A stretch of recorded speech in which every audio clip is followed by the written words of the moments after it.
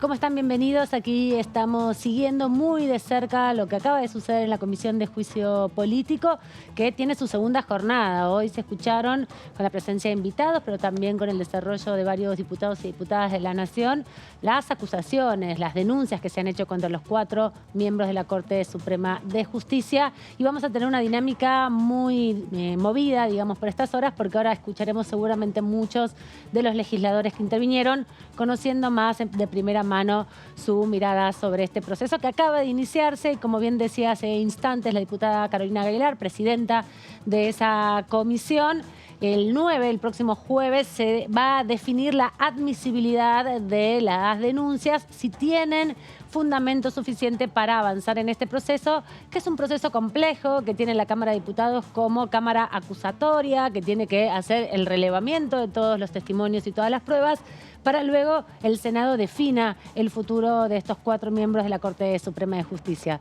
Pero le voy a dar la bienvenida a mis colegas y compañeros que están aquí conmigo, muy atentos, siguiendo lo que sucede aquí nomás, en la sala del segundo piso, en la sala 2 del anexo de la Cámara de Diputados. ¿Cómo anda, Fabián Wellman? ¿Todo bien? ¿Qué tal? Buenas tardes. Expectantes por esta jornada, que continúa la próxima y viendo cómo de alguna manera se realiza este juicio político. Con la presencia hoy tuvimos muchos diputados presentes, inclusive de la oposición, ¿no? Sí, sin duda. ¿Cómo anda, Jessica Alcaño? ¿Cómo estás, Amanda? ¿Todo bien? Bien, testimonios conmovedores en el día de hoy, ¿no? Sí. Víctimas del terrorismo de Estado, madres de Plaza de Mayo. Hubo momentos de mucho silencio. Contó la comisión con la participación de Nora Cortiñas, madre de Plaza de Mayo, línea fundadora, que fue fue firmante de uno de los proyectos que expuso en el día de hoy.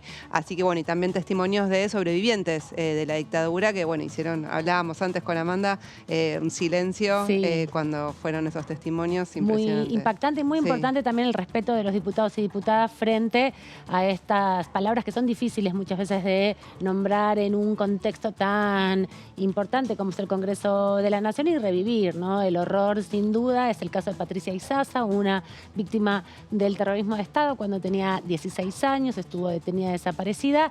Y bueno, tiene una acusación presentada contra el juez Rosati, el actual presidente de la Corte Suprema de Justicia, para explicar las razones por las cuales este magistrado no atendió sus reclamos allá por la década de los 90. Pero nos vamos rápidamente a la conferencia de prensa que están haciendo los legisladores. Escuchamos a Vanessa Siley. Bien, una denuncia bien explicada por su propia protagonista, desgarradora, víctima del terrorismo, y que, bueno, ella misma desarrolló como su represor, su violador. Además, era una persona que trabajaba y trabajó muchos años con Rosati, y bueno, explicó toda la toma de conocimiento que tuvo en su momento en la Intendencia Rosati y lo mantuvo en el cargo, ¿no? Entre otros y otras expositores. La verdad que para resaltar del día de la fecha es que además la coalición cívica también ha ratificado su denuncia. Y esto es muy importante. Incluso si nos ponemos a escuchar, muchos de los cargos atribuidos y de los hechos desarrollados en la denuncia que originariamente hiciera Carrió, que luego tomara Oliveto y el diputado López, muchos coinciden con otros cargos que han formulado tanto el diputado Valdés como la diputada María Rosa Martínez. Todo esto tiene que ser analizado y tenemos que proceder a la admisibilidad, que es un requisito que nos da el reglamento, a partir del cual se marca el punto de partida para empezar a producir la prueba. Llamar testigos, los informes periciales, los documentales, etcétera, etcétera, etcétera. Yo creo, y ya lo he manifestado, y ustedes saben que soy autora de uno de los proyectos por el tema 2x1, que es un tema gravísimo, que bueno, precisamente violatorio de las convenciones internacionales en materia de derechos humanos. Creo que están dadas las condiciones para la admisibilidad, pero hay que hacer un informe sustancioso, serio y bien fundado, ¿no?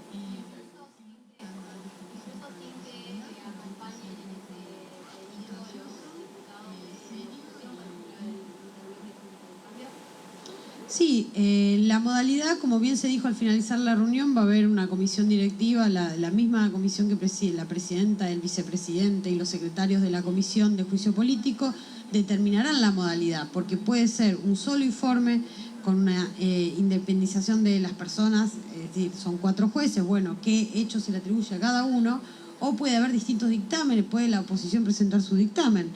Eso lo va a determinar la conducción de la comisión.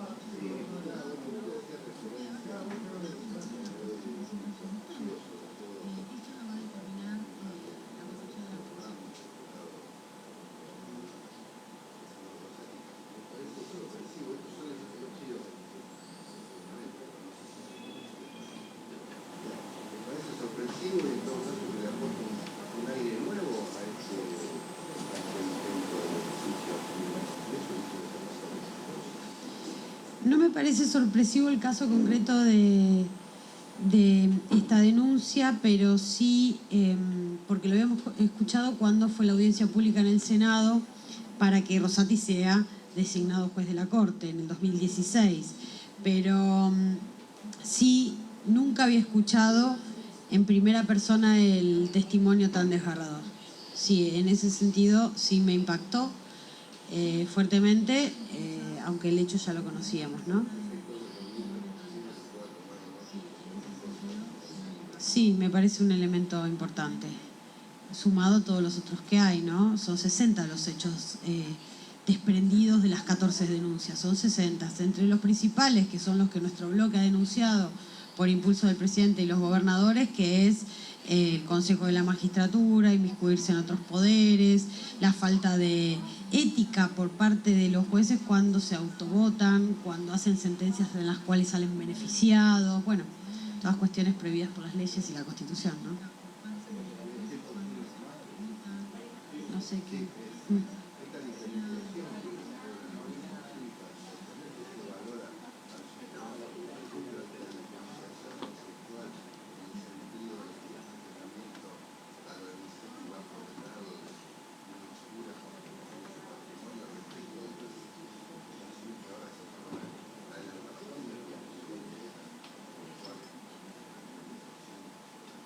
Bueno, lo que se juzgan son conductas. Algunas conductas se desprenden de las leyes, de las sentencias, de los fallos, que es la gran discusión, ¿no? Ese principio por el cual no puede ser juzgado el juez por el contenido de las sentencias es un principio que no es pleno y no es absoluto, tiene muchísimas excepciones, y no solamente que hay precedentes. Acá tenemos los precedentes de la mayoría automática de Menem, muchos precedentes, por ejemplo el de Boschiano es uno de ellos. Pero además hay precedentes de jueces de primera instancia y demás donde sí han sido juzgados por las sentencias, pero no por el criterio jurídico aplicado, sino porque violaron las leyes a través de sus sentencias o tuvieron conductas plagadas de mal desempeño, falta de ética o errores gravísimos que tienen consecuencias gravísimas para los particulares, o por ejemplo el tráfico de influencia, que es un delito, se puede desprender de una sentencia, o el prevaricato, que es un delito, se puede desprender de una sentencia. Y después están las conductas de tipo administrativas que han tenido los cortesanos, por ejemplo, con el manejo de la obra social. Ahí lo que vemos claramente que no se trata de una sentencia, sino que se trata de un sistema de administración que pudo llevar con auditorías que la misma Corte mandó a hacer, esto es fruto de los proyectos presentados, que puede llevar a la existencia de problemas de gestión, errores contables y hasta malversación de fondos. Son distintos tipos de hechos relatados de los cuales se puede desprender distintas acusaciones. Por ejemplo, puede haber mal desempeño sin haber delito. Y el mal desempeño solo, sin delito, ya es causal de remoción de un juez. Así lo dice el artículo 53 de la Constitución. Pero también podemos encontrar delitos. Ahora, ¿va a ser la Comisión de Juicio Político la que juzgue a un juez por un delito, le ponga una pena? No. La Comisión de Juicio Político de la Cámara de Diputados solo debe acusar a ese juez y removerlo de cargo oportunamente el Senado. Y después la justicia ordinaria, la justicia común, determinará si hay un delito y procederá como un ciudadano sin fueros en el marco del Estado de Derecho, ¿no?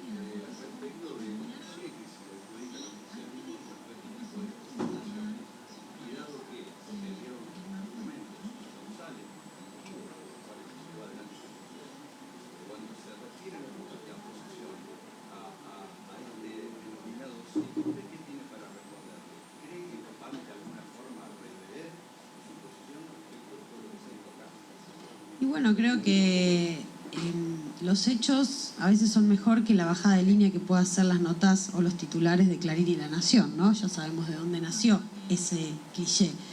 Y los hechos son que los diputados de Juntos por el Cambio estaban participando en la comisión, la reunión anterior, y en esta comisión además ratificaron una denuncia a uno de estos jueces. No, de nada. Gracias. Bueno, gracias, chicos. Seguía Vanessa Siley, una de las autoras de las denuncias. Ella específicamente se concentró en el fallo del 2x1, en el caso Muiña, justamente un represor que solicitó este beneficio que ya había sido derogado por ley, pero que los jueces, 3 de los jueces, 2 de los que están actualmente, pero 3 los que integraban en aquel momento, en el 2017, la Corte Suprema de Justicia, estaban ahí presentes y decidieron dar este beneficio a un represor. Ya en un ratito nos vamos a conectar nuevamente con esta conferencia de prensa donde están desfilando los diputados después de muchas horas de trabajo, y muy importante lo que destacaba también la diputada Siley, ¿no? La presencia de Juntos por el Cambio y la ratificación por parte de Oliveto y de López de la denuncia. Ahí está Germán Martínez, ahora volvemos.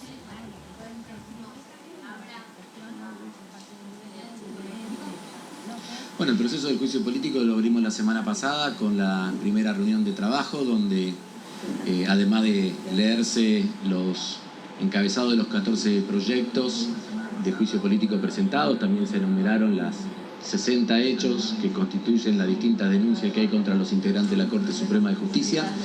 En esa reunión, la presidenta de la comisión, Carolina Galear, nos propuso que en el día de hoy podamos escuchar a los autores del proyecto, cosa que hicimos con mucho respeto a lo largo de prácticamente 4 horas de trabajo. Nosotros hacemos un balance positivo de la reunión de hoy, ¿no?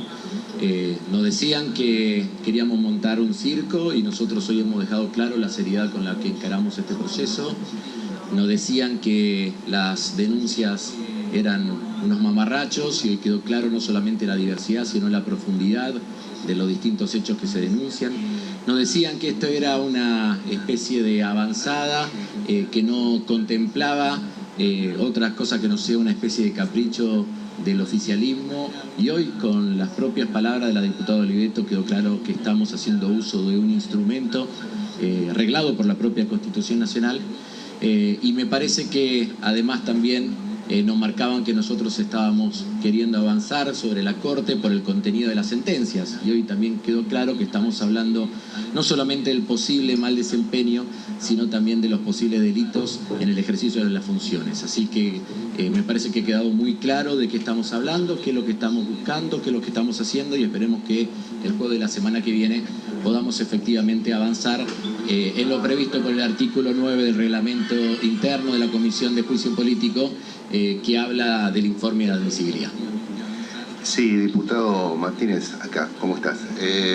Preguntarte qué valoración hacen del testimonio que en el día de hoy dio la víctima de la década de los 90, que ya, digamos, refiriendo a la década de los 90, la presunta connivencia del represor de Santa Fe, Ramos, con el cortesano Rosati. ¿Cuánto le parece que esto viene a aportar al volumen del debate de este juicio político? Bueno, en primer lugar, había tomado conocimiento del tema en función del propio escrito presentado por la particular Isaza. Escucharlo del testimonio de la propia boca de la persona me parece que tiene otro peso y otra relevancia. Yo creo que el ámbito del recinto donde trabajó la Comisión de Juicio Político lo dejó en claro, ¿no? Son de esos momentos donde hay una atención absoluta y diríamos no vuela una mosca, ¿no? En el ámbito parlamentario, ¿no? Me parece que el testimonio de Isaza, junto con claramente la postura expresada por Yonto respecto a las demoras de la Corte o al menos no dar señales claras respecto a los avances de las causas de delito de lesa humanidad, se linkean, se vinculan directamente con el fallo Muiñas, ¿no? Con el que generó la posibilidad concreta de la aplicación del 2x1 en favor de los genocidas. Así que, como nosotros siempre venimos diciendo, no venimos a juzgar o a evaluar el contenido de una sentencia, pero esa sentencia siempre se da en el medio de un proceso judicial, y ese proceso judicial tiene un montón de componentes, y me parece que las distintas denuncias que se han presentado ayuda a tener una correcta evaluación del proceso judicial, en los cuales han dado algunas sentencias de esta Corte.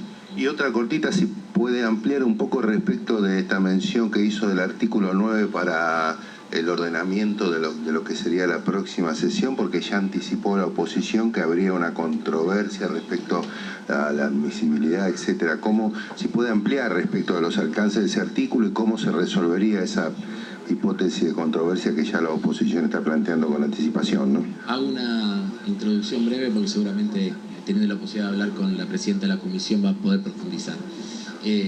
El artículo 9 lo que plantea básicamente es si están dadas las condiciones formales y los aspectos básicos que hagan admisible el inicio de la etapa sumaria, de la etapa de prueba. Eso es lo que dice el artículo 9 del reglamento.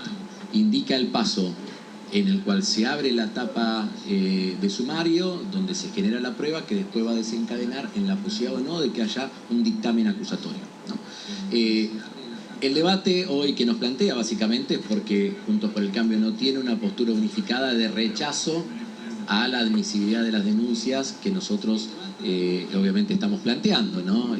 Hoy existió ya el anticipo hecho por parte de la diputada Paula Oliveto de que la coalición cívica va a impulsar la acusación sobre Ricardo Lorenzetti, ¿no? Entonces lo que se planteó al final es básicamente cómo va a ser compatible una resolución de apertura de la etapa sumaria, del análisis de admisibilidad, con la postura que tienen ellos, que es no contra todos, sino efectivamente sobre Ricardo Lorenzetti. Es un tema de formato que responde también a la cuestión específica del funcionamiento de la Comisión de Juicio Político, de lo que indica el reglamento, que yo estoy convencido que la vamos a poder saltear y encontrar un formato que nos permita expresar la voluntad mayoritaria, pero al mismo tiempo dejar en claro las posturas que tienen los distintos bloques dentro de la Comisión de Juicio Político. Gracias. Gracias. Escuchábamos ahí la palabra del presidente del bloque oficialista. Lo que estaban tratando de explicar era respecto a la admisibilidad, que es lo que viene ahora, ¿no? Cómo van a ordenar el trabajo para que, una vez escuchado el día de hoy todos los argumentos de las acusaciones, de las denuncias, bueno, decidan los diputados si hay criterios, si hay pruebas suficientes, si hay suficiente material para admitir estas denuncias y dar el inicio entonces formal al proceso.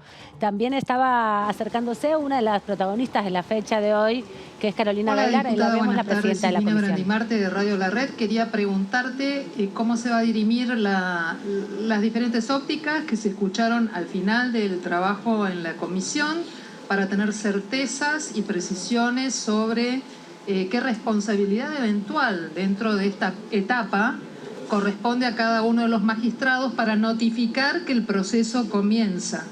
Bueno, en primer lugar, lo que establece el reglamento es que una vez estudiadas las denuncias, con hechos, en este caso que hay denuncias contra todos los miembros de la Corte Suprema de Justicia de la Nación, por supuesto mal desempeño, lo que dice el artículo 9 del reglamento es que tenemos que decidir si abrimos la etapa de prueba o no. Es decir, si en el informe del artículo 9 declaramos la admisibilidad, tenemos la posibilidad de empezar a ordenar todas las medidas de prueba para comprobar si me dio o no el mal desempeño y cada uno de los hechos que se están denunciando los proyectos. Una vez culminada esa etapa de prueba, si logramos abrir la admisibilidad el jueves próximo, allí recién se determinan los cargos en función de la prueba producida. ¿Cuándo se notifica a la Corte del proceso que está llevando adelante la Cámara de Diputados? Primero, cuando se trata la admisibilidad, si es favorable, se les va a informar a los distintos integrantes de la Corte que se abrió un proceso de prueba, que se está llevando adelante el juicio político y se declaró admisible la investigación para todos los proyectos que estén siendo considerados. Una vez que se terminara de producir toda la prueba, lo que se hace es informar de toda esa producción de prueba y los miembros de la Corte que han sido denunciados tienen la posibilidad de presentar un descargo, ya sea presencialmente aquí a la comisión o de manera por escrito también. Y también pueden no presentar nada, pero bueno, ellos tienen la posibilidad y el derecho de ejercer su derecho de defensa de esa forma. Quiero recordar que esta Cámara tiene un rol de Cámara acusadora, con lo cual nosotros conocemos el hecho, investigamos y acusamos luego por una determinada cantidad de cargos que van a ser imputados individualmente a cada uno de los jueces de la Corte. Tal vez algún juez tenga, producto de la investigación, tenga un grado de responsabilidad y tenga 5 cargos y otro tenga menos o más cargos. Eso también se va a determinar después de la producción de prueba. Con lo cual, la etapa del jueves próximo es decir, decidir la comisión si investiga o no investiga en función de las 14 denuncias recibidas y los más de 60 hechos que denuncian el mal desempeño de los jueces de la Corte Suprema de Justicia de la Nación. ¿Lo resuelven con una votación? Se resuelve en una sola votación porque no hay dictámenes, es una resolución que tiene un informe donde hay una relación circunstanciada de los hechos que dan sustento a abrir la etapa de prueba. Si nosotros consideráramos que no hay sustento, se rechaza la admisibilidad. Si hay sustento y vemos que hay indicios y que hay semiplena prueba y que de las constancias surge que hay que investigar, declaramos la admisibilidad. Y eso se vota en una sola votación, considerando los expedientes que nosotros consideremos tienen sustento. Tal vez otros expedientes son rechazados por improcedente porque no hacen al asunto o consideramos no tienen sustento. Diputada, buenas tardes. ¿Cuáles son los hechos que se acusan o que están mencionando a los miembros de la Corte, o por lo menos los más preocupantes para que la gente entienda cuál es el camino de un juicio político en la Cámara de Diputados? Y después la posición que tiene la oposición, que es la coalición cívica, dijo que va a acusar a Lorenzetti, pero no al Pleno de la Corte Suprema. ¿Cómo ven ustedes esta mirada? Bueno, una vez que se sustancie, una vez declarada la admisibilidad y la investigación y la producción de prueba, vamos a tener los dictámenes para poder votar las acusaciones contra los jueces nosotros entendamos han incurrido en mal desempeño, y allí la coalición cívica tendrá la posibilidad de acusar particularmente al juez que ellos están denunciando en su juicio político, que es al juez Lorenzetti. Respecto a cómo se va a sustanciar la admisibilidad, se abre para todos los jueces de la Corte, y una vez que se desarrolla la investigación y se produce la prueba, allí es donde uno verifica qué grado de responsabilidad tiene cada uno, y eso es lo que se vuelca luego en los dictámenes de acusación, donde claramente figuran los cargos por los cuales se los acusa. No sé si respondí. ¿Cuáles son? Los hechos por los cuales se acusan. Bien, nosotros recibimos 14 pedidos de juicio político, hay más de 60 hechos. En el caso del proyecto del Frente de Todos hay una acusación respecto a un fallo arbitrario de coparticipación, donde la Corte Suprema de Justicia falla violando la ley obligando al Congreso, obligando al Poder Ejecutivo a violar la ley de presupuesto que sancionó el Congreso, dando una suma discrecional a la Ciudad de Buenos Aires de coparticipación en detrimento de las provincias y en beneficio de la Ciudad de Buenos Aires.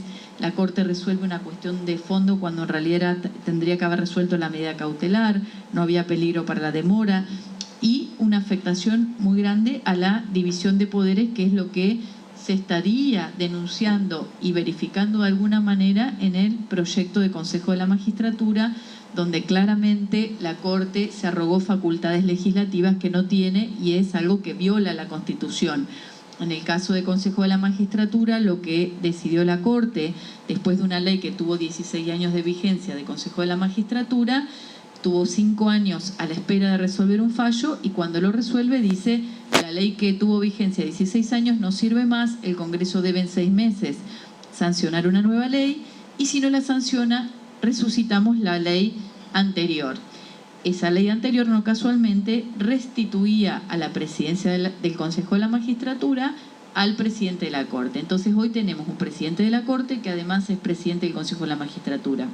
Sumado a eso, todos hemos tenido conocimiento de los chats y las conversaciones entre un funcionario de la Corte, del presidente de la Corte, el funcionario de la vocalía de Rosati, Silvio Robles, con el ministro de Justicia y Seguridad porteño, donde se habla de cuál es la mejor estrategia, le aconseja el funcionario de la Corte cuál es la estrategia para obtener un fallo favorable y no casualmente después el fallo es favorable.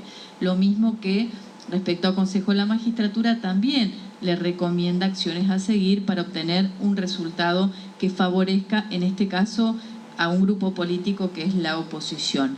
Entonces, lo que se estaría denunciando es una posible connivencia o falta de independencia por parte de la Corte, la violación de la división de poderes, como que el Poder Judicial se estaría arrogando facultades legislativas del Congreso respecto a magistratura y respecto al Ejecutivo cuando habla de coparticipación y establece sumas que no sabemos de dónde la Corte dispone una determinada suma de dinero, que no hay un cálculo que dé una pauta objetiva de cómo se define para otorgarle a la Ciudad de Buenos Aires en perjuicio al resto de las provincias, que no se ha escuchado de los gobernadores. Y luego hay otras causales, los desmanejos en la obra social del Poder Judicial de la Nación, el fallo del 2x1, que se le otorgó a los genocidas contraviniendo todas las disposiciones internacionales.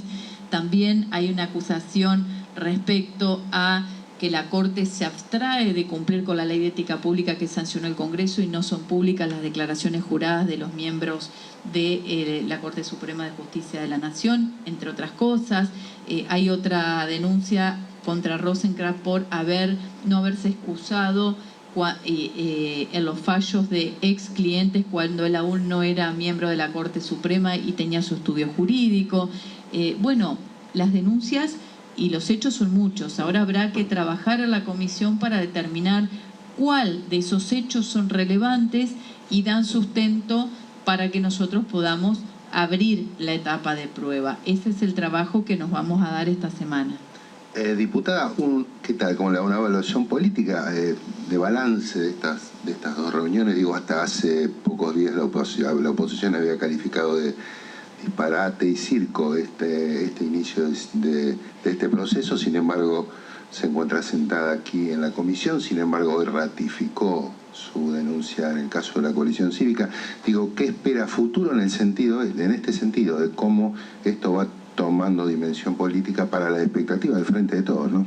Nosotros estamos llevando adelante este trabajo en comisión con mucha seriedad, con mucho compromiso. Entendemos que todas las denuncias que hay sobre los integrantes de la Corte son graves, que hay mucha gravedad y que configuran una gravedad institucional y que amerita o motiva que este Congreso utilice una herramienta que está prevista en la Constitución para cuando hay abuso de poder o desviación de poder, que es el juicio político. Creo que es fundamental avanzar en la etapa de investigación para poder determinar responsabilidades efectivamente y ese es el trabajo que nos vamos a abocar a llevar adelante. Y para nosotros es muy importante, creo que se trata de actuar con responsabilidad como legisladores. Nosotros representamos al pueblo de la nación argentina y en ese sentido, habiendo conocido hechos irregulares o la falta de independencia del Poder Judicial, no tenemos que hacer otra cosa que investigar, porque además es la competencia que nos da la Constitución y a quienes integramos esta comisión. Es una herramienta.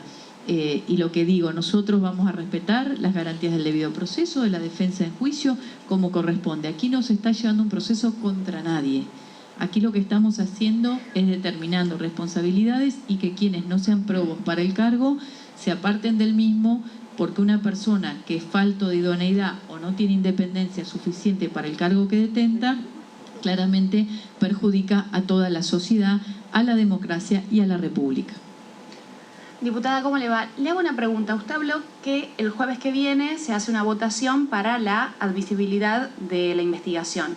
Esa votación, ya que no es un dictamen y es una resolución, con ser nominal, es decir, con que voten los presentes, ¿es suficiente o se necesita la participación de otras fuerzas? No. Es la mayoría simple. Bien. Todos los dictámenes, el dictamen de comisión, tanto el de acusación como la admisibilidad, se votan por mayoría simple. Ahora, después del jueves, en caso de que se vote por afirmativo el dar curso a la investigación, ¿cómo sigue todo este proceso? ¿Cómo llegaría al recinto si es que llega? Digo, ¿están dados los pasos como para que eso suceda? Bueno, una vez que nosotros votemos la resolución de admisibilidad, se empieza a producir la prueba, llamaremos a testigos, enviaremos la prueba informativa correspondiente y será recibida y se irá sustanciando el expediente, y una vez que se termine de producir toda la prueba ofrecida u otra que se ofrezca en el transcurso del proceso, vamos a dar por cerrada la etapa de prueba y allí serán las acusaciones correspondientes. Una vez que esté el dictamen de acusación individual con los cargos determinados para cada juez, allí estaremos en condiciones de ir al recinto o no, o puede estar el dictamen y no ir al recinto inmediatamente. Ese dictamen puede estar 3 años, que tiene validez una vez que ha sido firmado.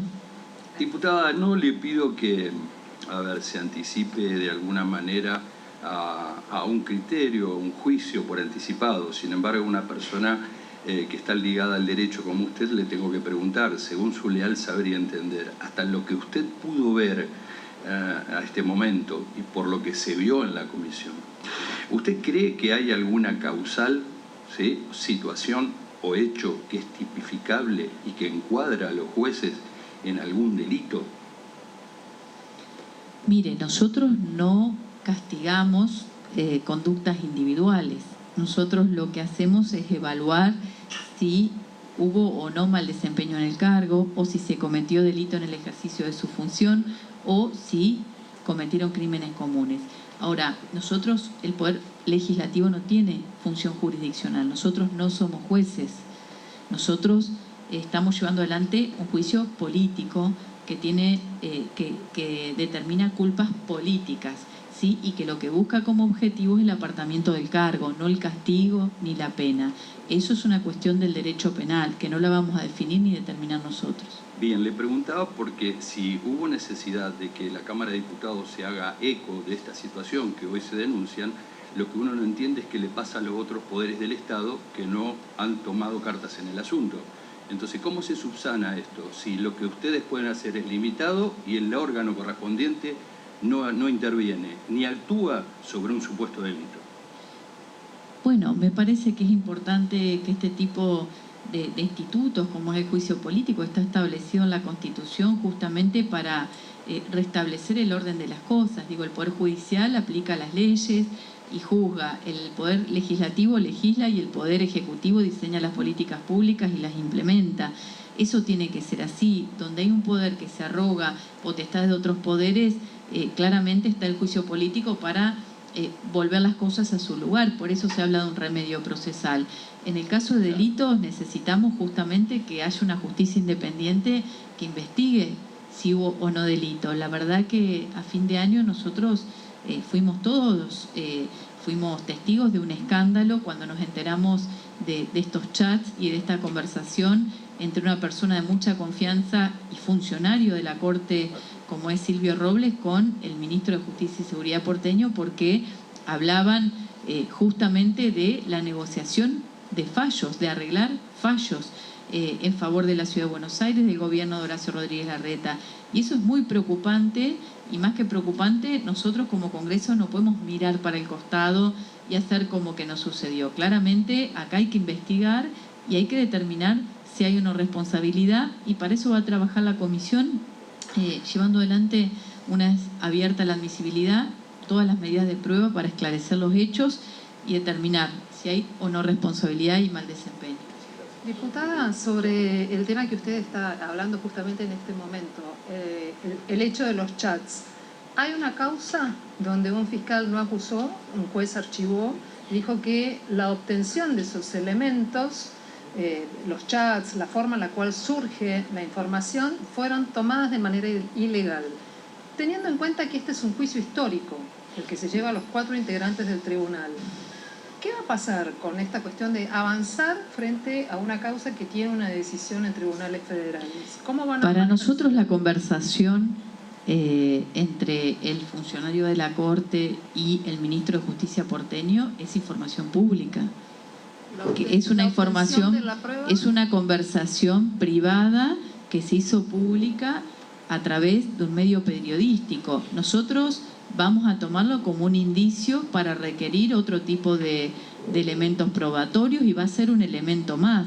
El juicio político no se hace por los chats. Los chats lo que hacen es poner a la luz algo que se sospechaba que era un fallo arbitrario, y el chat viene a mostrar que había una relación, un vínculo de connivencia. Por eso el gobierno nacional había recusado justamente al ministro Rosati por el vínculo que había entre funcionarios del gobierno porteño y funcionarios de la Corte. Con lo cual, lo que se va a hacer es tomar eso como un elemento más. Es información pública entre dos funcionarios públicos de trascendencia institucional. No la vamos a dejar de tener en cuenta. Yo no digo que va a ser prueba. Es un indicio y un elemento más con un conjunto de otros elementos que deberán ser analizados si se abra prueba y se admite, hay admisibilidad de las denuncias presentadas. Gracias. Escuchábamos a la diputada Carolina Gaylar, justamente la presidenta de la comisión, que daba respuesta a las interrogaciones, a las preguntas de nuestros colegas respecto, bueno, a las acusaciones. Recordemos que son 60 los hechos que están concitados en 14 denuncias, que hoy escuchamos la gran mayoría de esas denuncias por parte de diputados de la Nación, pero también por particulares. Eso también es importante porque, bueno, es un tipo de juicio distinto a los juicios comunes, es un juicio particular que se hace, pero aquí hay dos poderes que están también en disputa, en definitiva, ¿no? El Poder Legislativo tiene dentro de sus facultades la facultad, justamente, la obligación de controlar a los otros dos poderes, entre ellos el poder judicial y el poder ejecutivo. Por eso se da esta forma, esta herramienta, como bien explicaba Gaylar, de juicio político. Pero para entender un poco más cómo viene y qué sensación también le quedó, tenemos el gusto de contar con el diputado Juan Manuel Pedrini, diputado oficialista de la provincia del Chaco, miembro integrante de esta comisión de juicio político. ¿Cómo anda, diputado? Bienvenido. ¿Cómo están? Gracias por la invitación. La verdad que te escuchaba y sí, el sistema es... los diputados somos los únicos que podemos arruinar la felicidad de los jueces. Los jueces viven en un mundo irreal, no pagan impuestos, no tienen periodicidad en el mandato y no tienen controles porque no se los puede juzgar por su sentencia. ¿Qué hacen los jueces? Sentencia. Como que a un médico no lo juzguemos por una operación, a un abogado por mala praxis. Ellos inventaron, encima que no pagan impuestos, encima que no tienen periodicidad en los mandatos, que no se lo pueden juzgar por sus actos. Y entonces... ¿Qué nos queda? ¿Qué nos queda? Bueno, ¿quién arruina ese mundo feliz ideal pre-republicano? Los diputados. Que nos representan a nosotros, a los la diputados, que son los únicos que podemos ahora contarle, por lo menos al pueblo, cómo se mueve esta cofradía mafiosa que tenemos en la Corte Suprema en estos momentos, ¿no es cierto? A través de los chats, a través de... Hoy fue muy importante lo que pasó con quienes denunciaron. Bueno, en fin, creo que eso es lo que les preocupa. Ese mundo irreal. Aparecieron un grupo de diputados que... decimos, bueno, vamos, hay 14 denuncias contra estas personas, vamos a ver si tienen entidad o no. Nadie adelantó que sean culpables, no culpables, simplemente control, simplemente control. ¿Por qué? Imaginémonos, el presidente de la Corte, por un fallo que él firmó, ya de por sí eso... ofende a la República, al sistema republicano. Por un fallo que él firmó se puso como presidente del Consejo de la Magistratura, que son los que designan y controlan a los jueces. Ah, bárbaro. Bueno, no hay una cosa. Bueno, entonces, lo que tenemos para mí es un juicio histórico y esta es la única endija que tiene la democracia para echar luz sobre esa cosa tan ajena a la ciudadanía, tan tétrica que es esta Corte Suprema. Diputado, bueno, buenas tardes. Gracias. Quería consultarle porque desde algunos sectores se plantea que como no está la mayoría especial que necesita la aprobación de la acusación en el recinto de la Cámara de Diputados, no sería posible que se avance verdaderamente con el juicio político de los integrantes de la Corte. O sea, si eso es así, digamos, ¿cuál sería el objetivo de todo este proceso que va a llevar mucho tiempo, mucho trabajo de muchísimos diputados? Bueno, y si se avanza desde la semana que viene, toda una etapa de prueba, como explicaron en el día de hoy. Exacto. Bueno, vamos a hacer esto no es, creo que no es una... Hay que empezar las cosas por el comienzo, paso a paso. A ver ahora, ¿hay números para que comience este procedimiento? Sí, hay números para que comience este procedimiento, que es el primer paso, que es lo que se está dando. La oposición decía hace poco tiempo que esto era un circo. Bueno, habría, no sé hoy de qué se pusieron, de payaso, de trapecista, de boletero, no sé qué rol cumplieron, pero hoy formaron parte de la función de lo que ellos denominan circo. Para mí no es ningún circo, es una cosa muy seria lo que está pasando, y hoy se veía los rostros adustos de la oposición ante la contundencia de las exposiciones que estaban escuchando. Bueno, los consensos no están congelados en el tiempo. Esto hay que ver. El proceso de destitución de la mayoría automática menemista tomó mucho tiempo. Tomó 3 años aproximadamente. Vamos a ver ahora. Primero no iban a participar los opositores. Necesitamos de los votos. Bueno, ahora ya están sentados, ya legitiman este pedido de juicio político y exponen. Bueno, evidentemente... Lo que sucedió hoy fue que se ratificaron las denuncias. Se dijeron a viva voz, explicaron los fundamentos, y ellos dijeron, también. Sí, esta denuncia yo la voy a sostener. Y Juntos por el Cambio, el sector de Juntos por el Cambio, dijo que también va en ese sentido. Muy bien. Así que para mí lo de hoy fue muy importante en cuanto... Porque lo primero que se hizo con la apertura de este juicio político es tratar de deslegitimarlo, ¿no es cierto? Nadie sabía mucho de qué se trataba, pero venían las calificaciones de circo y demás, los medios hegemónicos denostándolo, y muchos colegas de la oposición, que no se les cae una idea, toman esas premisas escritas en la Nación, Clarín, y las repiten textualmente, porque no es que las adornan, no, textualmente. Entonces, esa cita permanente a los medios hegemónicos parece que les obtura las ideas o no tienen ganas de trabajar, qué sé yo qué les pasa. Bueno, pero no importa. Hoy se rompió también eso. Hoy explicaron, una parte de ellos explicó lo que está sucediendo, así que yo creo que lo de hoy fue realmente muy importante en ese sentido, en que ya no se puede seguir deslegitimando si ellos conforman parte de este procedimiento que hasta ahora la verdad que Carolina Gallar es una excelente presidenta que tenemos, impecable el trabajo que está haciendo, con una obsesión por cumplir con la Constitución, cumplir con el reglamento interno. Creo que el apego a la legalidad, el apego a las normas es central en la actuación de Carolina, y ese va a ser un certificado de legitimación de este juicio político. Se escucharon testimonios personales muy fuertes a lo largo de estas 3-4 horas prácticamente. ¿Cuál es el que le causó más impresión? Bueno, sin duda el de Patricia Izaza. Porque yo, por la contundencia, lo que explicó, admiro que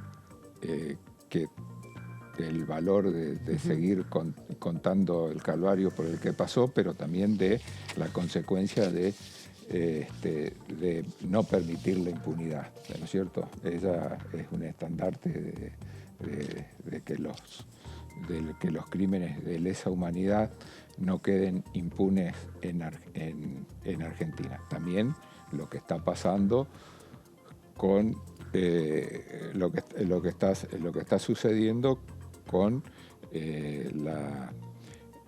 la no convocatoria por parte de la Corte Suprema, ¿no es cierto?, a la Comisión de Tres Poderes para avanzar con los juicios de lesa humanidad. O sea, no es solo el 2 por 1, digamos. No es solo el 2 por 1. También hoy tienen frenados todos los juicios. En Argentina están prácticamente frenados los juicios de lesa humanidad. Y tenemos personas que ya, como hoy lo explicaron muy bien, son hechos que sucedieron hace 40 años. Bueno, ¿no es cierto? Más de 40. Más de 40, 47, 43. 47, 45 años. Obviamente, los protagonistas de esa, son personas, por el paso del tiempo, son personas de edad avanzada. Entonces, aparte, ¿hasta cuándo vamos a seguir con estos juicios? Pero bueno, uno cuando ve que, de acuerdo al testimonio de Patricia, cómo Rosati apañaba a un integrante de la patota santafesina, bueno, entiende lo que está haciendo en estos momentos, ¿no? Lo que está haciendo, por qué la Corte no apura no apura. Rosati debe dar explicaciones. ¿Por qué la Corte no apura los juicios de lesa humanidad? Rosati debe explicar por qué él, siendo presidente del Consejo de la Magistratura, presidente de la Corte Suprema, todavía no hicieron nada en la causa de los huemules, de los muchachos estos que se fueron al lago escondido. Sí, hicieron. ¿Qué hicieron? Sacaron la causa de Bariloche y la trajeron a Comodoro Pi. ¿Qué otra cosa hicieron? Agarraron al abogado de los Copitos, asesor del PRO, para que, entre comillas, denuncie lo que sucedía con los chats entre D'Alessandro y Robles. Y Robles, el secretario de Rosati. Y el secretario de Rosati. Yo cuando leí eso, dije, este asesor del PRO ahora está preocupado por lo que está pasando. Ingenuo, ahí me di cuenta que menos mal que soy escribano, no abogado, lo que estaba haciendo era captar la jurisdicción, que esas causas salgan de Santiago del Estero, que salgan de La Rioja, claro, donde se habrían abierto, y que vengan ¿a dónde? A Comodoro Pi. Entonces ahora ya se trajeron todas las causas a Comodoro Pi, bueno, Comodoro Pro, que ya sabemos lo que pasa en Comodoro Pro. Diputado, es una vía. Así que esa denuncia que hubo, y que Stornelli rápidamente salió a decir que no se podía tratar lo de los chats porque era una invasión a la privacidad de las personas. Bueno, el mismo que apretaba a los empresarios cuando se sucedió la causa Cuaderno, apretó a todos los empresarios, les hacían decir que si no declaraban contra Cristina, contra Devido y demás, no iban a salir más de la cárcel. Ahora se está revirtiendo todo eso. O lo que hizo, ¿no es cierto?, que también el caso D'Alessio, donde salieron a extorsionar empresarios para no ir en prisión. Pero bueno, esto es lo que está. La cuestión es que este tema de los chats ya salió de Bariloche, donde estaba, por lo menos, no teníamos la certeza de que los jueces federales, la jueza federal, la fiscal que había iniciado la acción, bueno, había expectativas de que la justicia accione. Pero bueno, este señor, acá lo tenemos. Promiscuidad entre el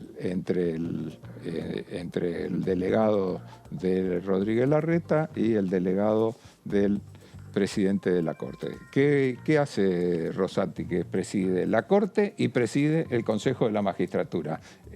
¿Alguien sabe algo de que hayan abierto un expediente o no es importante esta cuestión?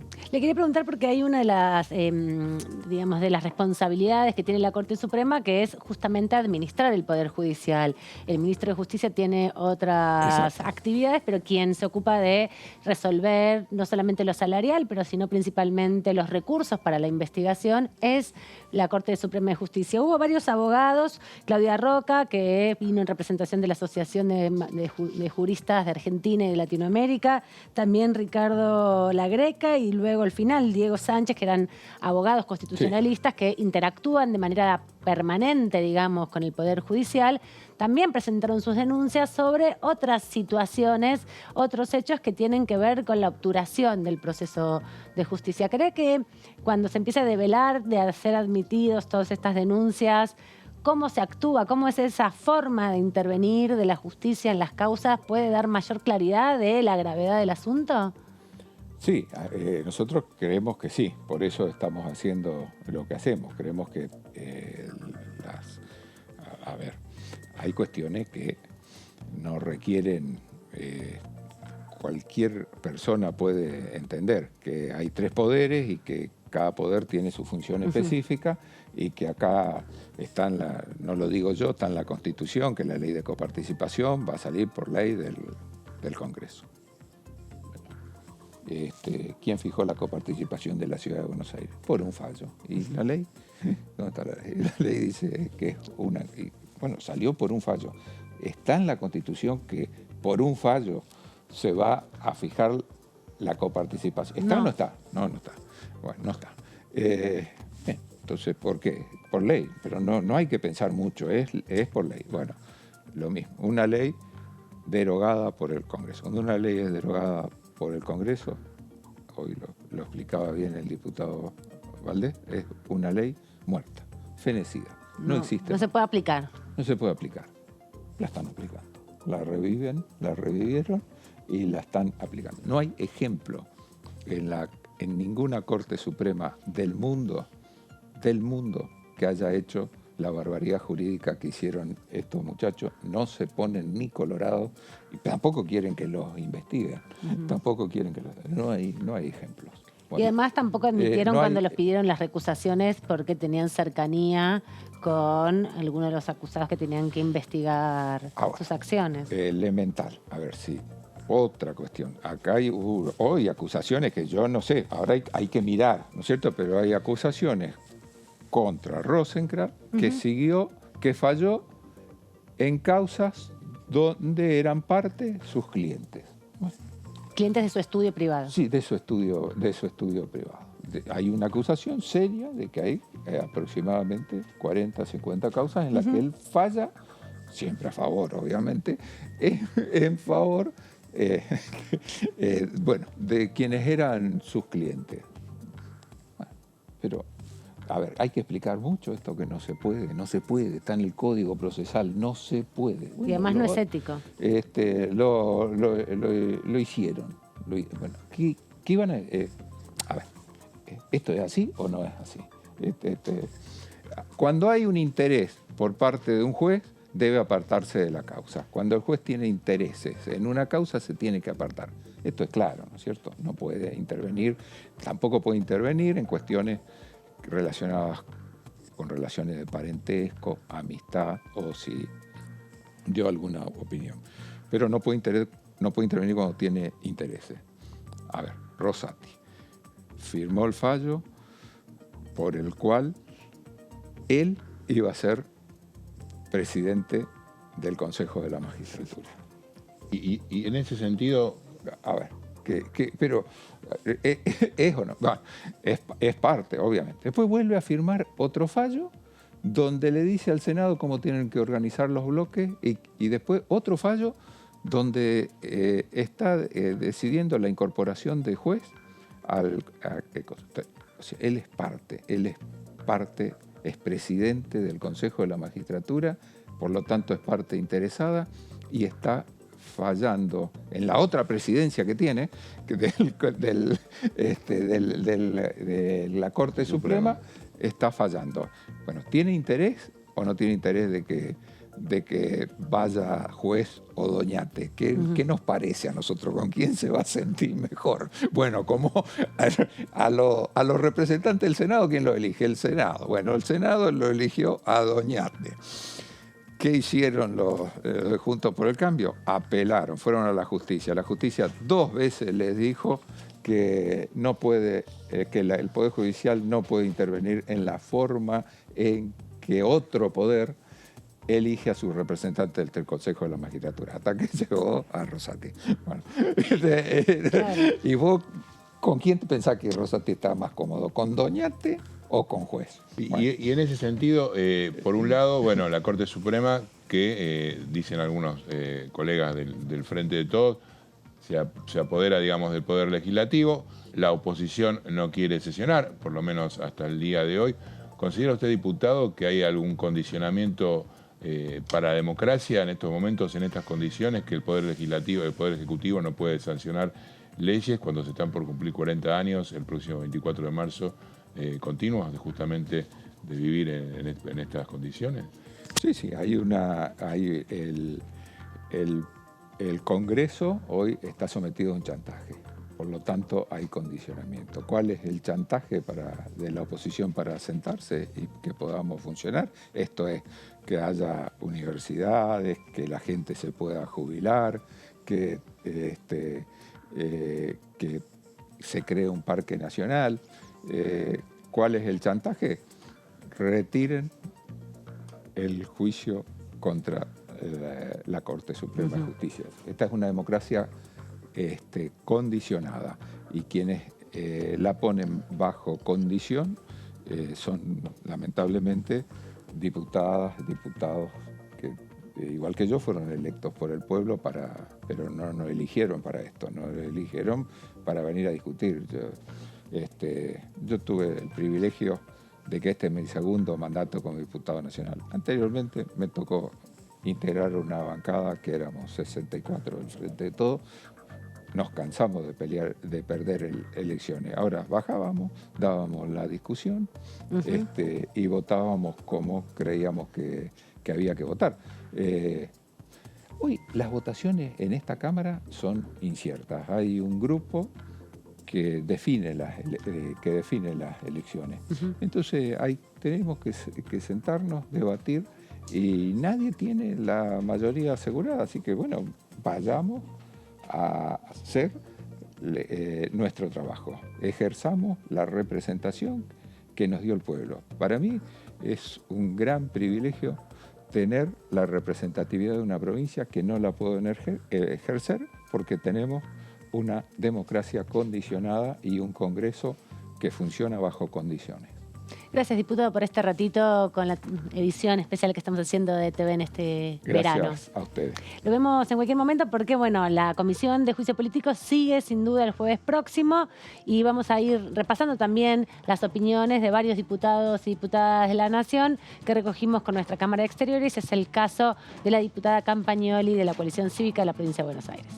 Nosotros no estamos de acuerdo, entendemos que los argumentos que dan para fundamentar el juicio político a los 4 integrantes de la Corte no tienen que ver con el artículo 53 de la Constitución, toda vez que la libertad de deliberación, la autonomía que puede tener un juez al momento de fundar sus fallos, nunca un juez puede ser sancionado por cuestiones disciplinarias o investigado por cuestiones disciplinarias en motivo de los argumentos que ha puesto en sus fallos. Nosotros tenemos acusado al juez Rosati desde hace mucho, desde el 2013, desde el 2017, por distintas razones, no por el contenido de sus fallos, sino por mal desempeño en la administración del presupuesto de la justicia, por cuestiones incompatibles con su cargo, pero no por los fundamentos que él da o que él dio en sus fallos. Y ahí me gustaría citar a la constitucionalista Angélica Gelli, que dice justamente eso, que la autonomía del juez,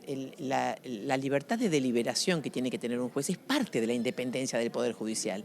Y eso es la única, cuando Montesquieu habla en el espíritu de la ley y de la división de poderes, él habla de la necesidad de la división de poderes porque es la única garantía de libertad que puede tener un ciudadano, sabiendo que esa balanza de contrapesos entre el Poder Ejecutivo, que aplica las leyes, el Legislativo, que las legisla, y el judicial, que controla la constitucionalidad de ese movimiento, es lo único que al ciudadano le puede dar garantía. Por eso es que nosotros defendemos la independencia del Poder Judicial y el sistema republicano.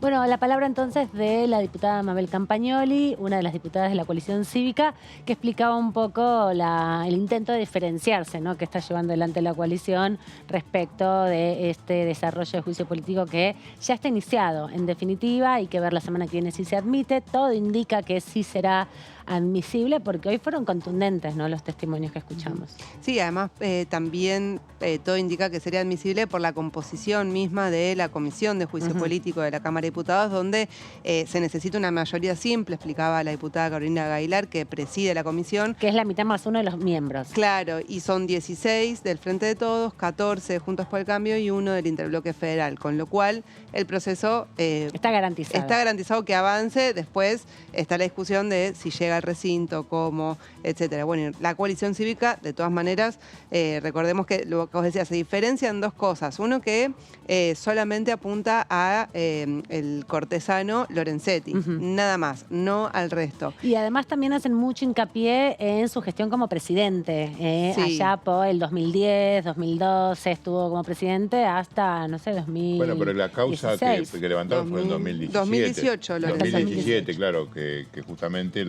la recriminación que hizo en su momento Paula Oliveto, hablando de Macri, que no los bancaron y ellas la llevaron, aunque rescató que efectivamente lo pudieron hacer sin ningún ataque propio del mismo equipo, digamos, de Juntos por el Cambio.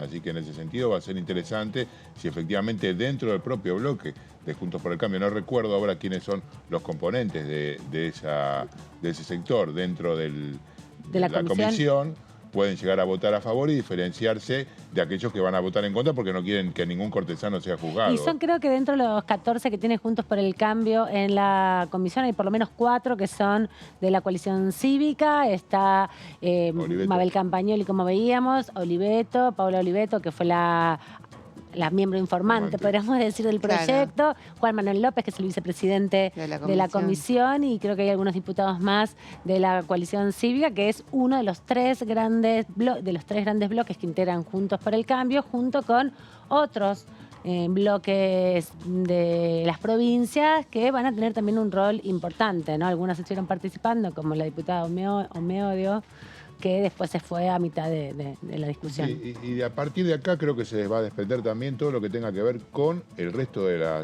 actividades del Parlamento, sí. Porque me parece que está dando lugar a que efectivamente empiecen a tratarse, a pesar de la ausencia ayer a la mañana en la comisión de previsional, que en realidad no era obligatoria porque ya el dictamen está listo para avanzar, pero habrá que ver si lo que efectivamente venían sosteniendo de no participar, porque el tema de la Corte Suprema, el argumento es que no le importa a nadie, ya ahora parece que a los diputados de Juntos por el Cambio les está importando y demasiado.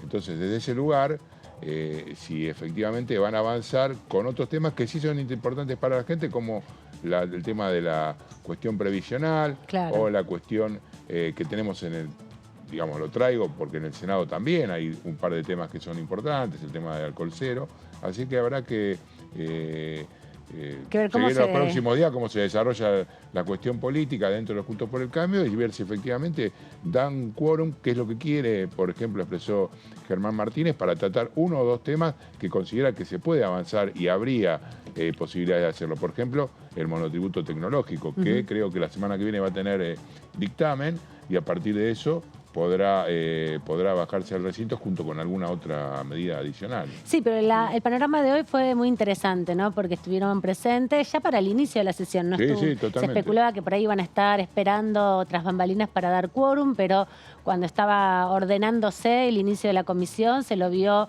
a Pablo Tonelli acercarse a su lugar en la mesa, digamos, poner su carpeta, como marcar territorio y decir, bueno, ahora vengo, y no hubo que esperar si había quórum o no había quórum, porque había mucho interés y se notó también en la escucha de cada uno de los testimonios. Eso también es importante destacar, testimonios muy conmovedores, vamos a profundizar en eso, pero también hubo algunos de los testimonios que dieron muchas precisiones sobre estos 60 hechos que están suscitados en las 14 denuncias, en los 14 proyectos que se presentaron y que los vamos a ir conociendo con mayor detalle una vez que se admita la posibilidad de avanzar en este proceso de juicio político. Repasemos que decía antes de que comience la comisión el diputado Rodolfo Tailade del Frente de Todos.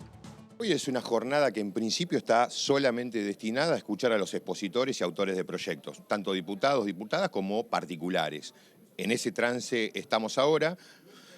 Me parece que hasta ahora lo más significativo, más allá de la presencia de Nora Cortiñas, fundadora de Madres de Plaza de Mayo, línea fundadora, que es firmante de un proyecto contra Carlos Rosenkrantz.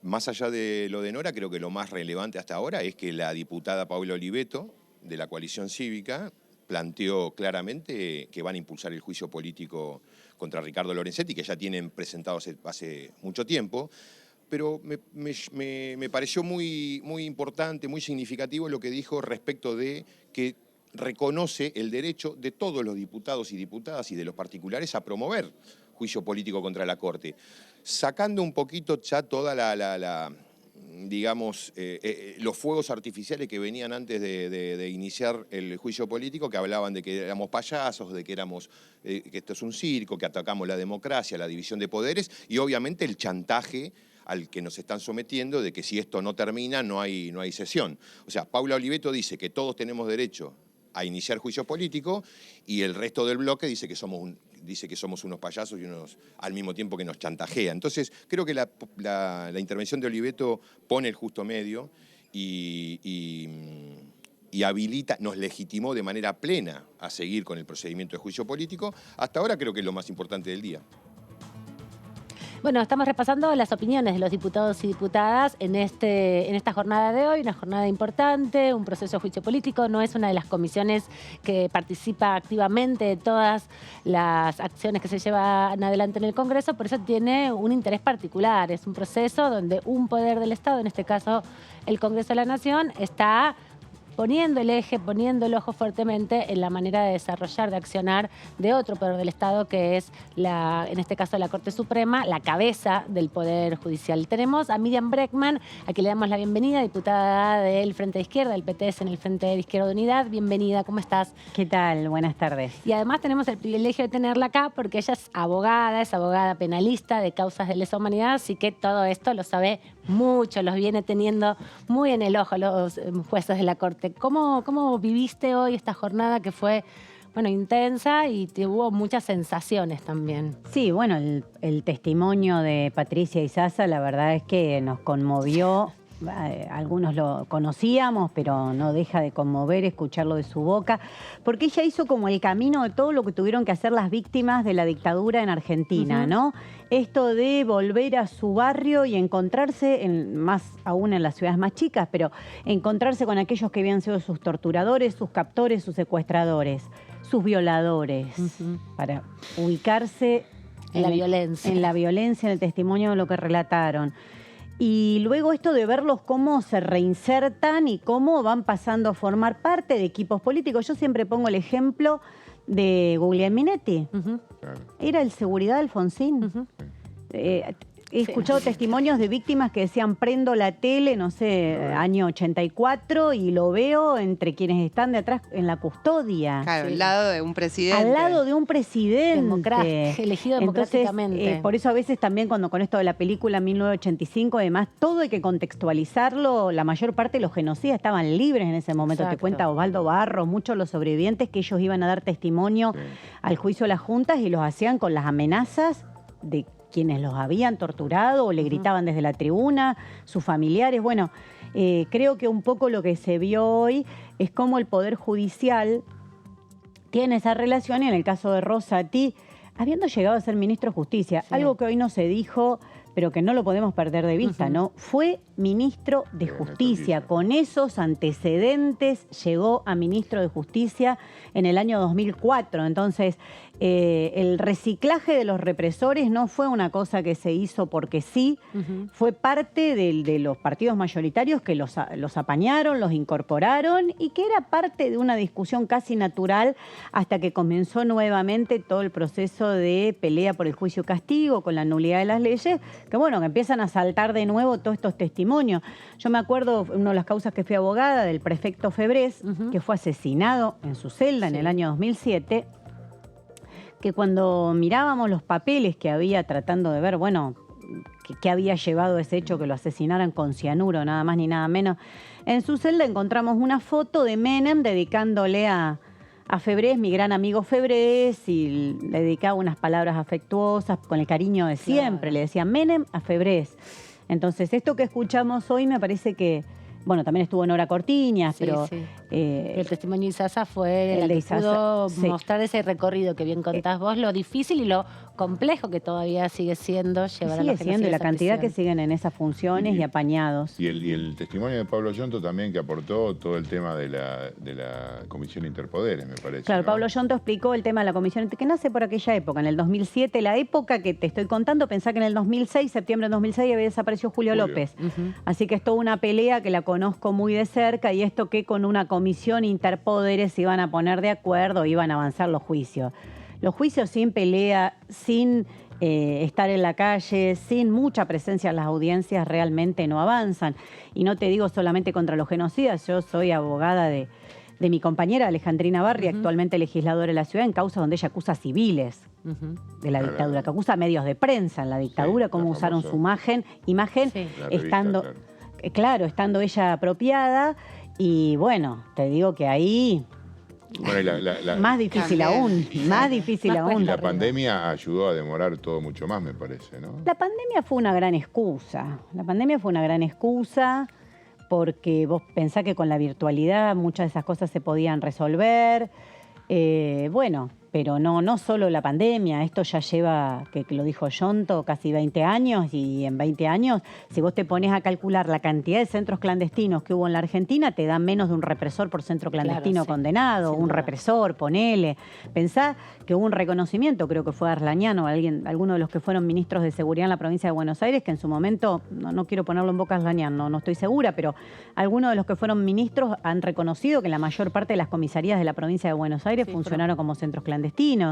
Entonces, eso más los centros clandestinos montados específicamente en todo el país, vos te pones a mirar y el proceso es sumamente limitado y focalizado en un 90% en la pata de seguridad militar, fuerzas de seguridad, ni que hablar la pata civil, que sigue gozando de, bueno, es una de las acusaciones que se le hace a esta corte, también alrededor del caso de Blaquier, Ledesma, sigue gozando de una impunidad absoluta que no solo es penal, son los mismos que siguen haciendo negocio. Vos hablás de la pandemia, bueno, fíjate cuáles son una de las empresas que más beneficios obtuvo y que más ganancias tuvo durante la pandemia, vas a ver a Ledesma. Te quería preguntar, son 60 hechos en 14 acusaciones, ¿no? Lo que se está analizando. ¿Cómo sigue? Decía Aguilar, bueno, la semana que viene se va a decidir la admisibilidad. Y esto supone que, bueno, como nos contaba Jessy, tienen mayoría del oficialismo, puede llegar a avanzar. ¿Va a llevar su tiempo? ¿Se va a escuchar testimonio? ¿Cómo es el proceso? Seguramente va a llevar su tiempo, dependerá mucho de con qué número se cuente para cada cosa, ¿no? Yo no solo pensá que la denuncia contra la Corte, cuando empieza todo este proceso de discusión política, muchos gobernadores tampoco la acompañaron. Entonces a mí me cuesta saber cuáles son los números reales, qué números hay. En esta comisión, si vos ves una concurrencia enorme, pensando que estás en enero, principio de febrero, debe ser algo, ¿no? Inédito. Inédito, pocas veces visto. Y puntual además. Puntual, claro. 11:15. Es algo nuevo. Lo que yo estoy convencida que esta Corte es muy cuestionable. Las denuncias que le hacen, bueno, la relación con el poder económico, sos abogado de una empresa, después estás en la corte y fallás a favor de esa empresa sin que eso cause nada. Bueno, creo que todo el combo es un combo que muestra las relaciones de este Poder Judicial, pero por el otro lado también hay que ver a dónde vamos, ¿no? Porque el proyecto del oficialismo, la idea de reemplazar esta corte con delegado de los gobernadores, la verdad, no parece ni un proceso de democratización ni que traiga mayor justicia para nadie. Pensá que van a venir los gobernadores que están pagando salario de hambre en sus provincias a cuestionar los fallos laborales que sacó la Corte, van a venir a cuestionar el extractivismo, cuando hoy lo que ves es un festival extractivista en la mayoría de las provincias. En pos de conseguir dólares están saqueando el litio, la mega minería, vaca muerta. O sea, la verdad es que el proyecto del oficialismo como alternativa a esto no implica ninguna mínima democratización. Entonces creo que el debate al que vamos es profundo, porque ¿esta Corte es cuestionable? Categóricamente Sí, yo te podría agregar más motivos, por ejemplo, todos los fallos laborales. Sí. Claro. Haber reconocido el monotributo como monotributo y no en un caso que era notoriamente contra el Hospital Alemán, notoriamente era trabajo encubierto, trabajo no registrado, lo que estaba denunciando el médico. Te puedo nombrar un montón de fallos que afectan a otros sectores que acá no están mencionados, como los trabajadores y las trabajadoras. Pero no creo que detrás de esto lo que lo mueva al oficialismo sea un deseo de democratización, porque cuando ves sus alternativas son tener un control sobre la Corte. Lo que veo es que sí hay un fuerte interés en que este sea el debate político. Vos fíjate, ¿a qué se le discuten más las dos fuerzas mayoritarias? ¿Juicio a la Corte o los beneficios que Massa le acaba de dar a la mesa de enlace? Sí. ¿Qué discuten más, esto o retenciones cero para vaca muerta? Yo hoy lo planteaba en una radio, les decía, piensen que si hablamos de retención, las últimas medidas económicas, beneficio a la mesa de enlace, retenciones cero para vaca muerta. Bueno, todo lo que le han transferido, el famoso dólar soja, 600.000 millones de a pesos. Las empresas tecnológicas también. Beneficio a la empresa tecnológica. ¿Cambiemos tiene muchas diferencias? ¿O prefieren no hablar de eso porque prefiere que eso lo haga Massa? Yo creo que hay varias discusiones cruzadas y la de la moratoria, que de ningún modo la moratoria puede estar en un segundo lugar de esta discusión. Entonces me parece que a un cuestionamiento muy justo a la Corte hay que también agregarle algunos otros elementos que son parte de la discusión política que vamos a tener en el próximo periodo. Claro, y ahí, Miriam, vos justo recién mencionabas el tema de la moratoria previsional. Sí. Participaron ayer con el Frente Izquierda en la comisión, donde fue con exposiciones. ¿Cuál es la propuesta que llevan también desde el Frente Izquierda en relación a ese tema, que es algo que genera expectativa en más de 800.000 personas que están esperando para jubilarse? Y si no genera expectativa es porque creo que no ha tenido la suficiente difusión, Jessica, la gravedad que tiene lo que estamos discutiendo. Yo creo que se parte, como las jubilaciones ya son de miseria, bueno, esto es algo más. No, no es algo más. Las jubilaciones son de miseria, sí. El gran ajuste que está haciendo el Frente de Todos centralmente se focaliza en un recorte de jubilaciones y asignaciones familiares, sí. Pero acá hay algo distinto. Acá lo que están haciendo es terminando de reventar el sistema jubilatorio, que la mayor parte de las mujeres y los varones de este país no se puedan jubilar. 9 de cada 10 mujeres sin moratoria no se van a poder jubilar y 7 de cada 10 varones sin moratoria no se van a poder jubilar. Esto hay que explicarlo porque significan centralmente 3 cosas. Una, que a las mujeres nos elevan la edad jubilatoria porque van a tener que ir al régimen de la pensión universal del adulto mayor, la llamada PUAM, una estafa inventada durante el gobierno de Mauricio Macri, que rige a partir de los 65 años. O sea, la primera medida de quedarte sin moratoria es que tenés que esperar 5 años para cobrar algo de plata. Bueno, las mujeres nos acaban de elevar la edad jubilatoria. Los diputados que no se sientan a discutir una moratoria te están votando, de hecho, que se eleve la edad jubilatoria. 2, que cobras un 20% menos. Claro, porque por ley es discriminatorio. Dice que la pensión universal es un 20% de las ya magras jubilaciones. Claro.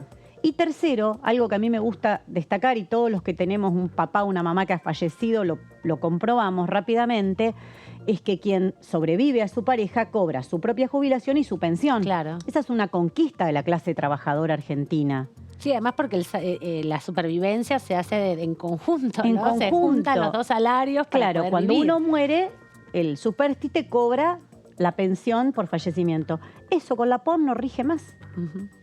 Entonces me parece que vamos a una gran discusión. Nosotros ayer lo planteamos, trajimos una expositora, Lucía Ortega, economista de Izquierda Diario, que realmente fue brillante. Recibí durante el día de hoy un montón de felicitaciones de abogados y abogadas previsionalistas que me decían qué bueno que puedan exponer eso, porque ella explicó cómo es buena la moratoria, es un parche muy limitado.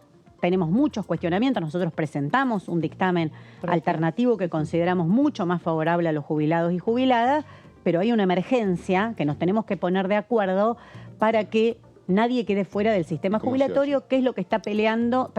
Bueno, yo creo que lo primero es esto, es darle mucha difusión. ¿Qué ocurre cuando Juntos por el Cambio? Milei, que tiene la suerte que nadie le pregunte, ¿por qué ustedes no quieren que la gente se jubile? Claro. Esper, ¿por qué usted no quiere que la gente se jubile? O sea, todos esos vendehumos que después los ves hablando. Bueno, pero te hablan, claro lo que dicen. No quiero que el Estado gaste un peso. Yo creo que no lo dicen porque nadie les pregunta. Tienen ese beneficio de no tener que dar explicaciones de por qué ayer no vinieron, de por qué no están. ¿Quién les fue a preguntar a los diputados Juntos por el Cambio cómo puede ser que ustedes están dejando sin jubilación? Yo creo que hay una fuerte presión de los organismos internacionales, fuerte presión, lo estamos viendo en Francia. Francia la pelea es porque quieren elevar la edad jubilatoria. No es casualidad que a todos se le ocurre la misma idea. Bolsonaro hizo una reforma en el mismo sentido. Hay 2 mandatos que dijo el FMI en la Argentina. Uno, que bajen las jubilaciones, o sea que se cobra demasiado. Para ellos 50.000 pesos es mucho. Sergio Massa lo está cumpliendo a rajatabla. Está sobrecumpliendo además. Sobrecumpliendo, ¿no? Según sus propios dichos. Y el segundo es elevar la edad jubilatoria. Bueno, acá hay un combo perfecto, porque estamos atrapados en esa disyuntiva y creo que usan la discusión de la Corte Suprema como excusa, entonces no me siento en moratoria. No es compensable. Peleate con el Frente de Todos por la Corte Suprema, pero no podés decir que por eso dejo que la gente no se jubile.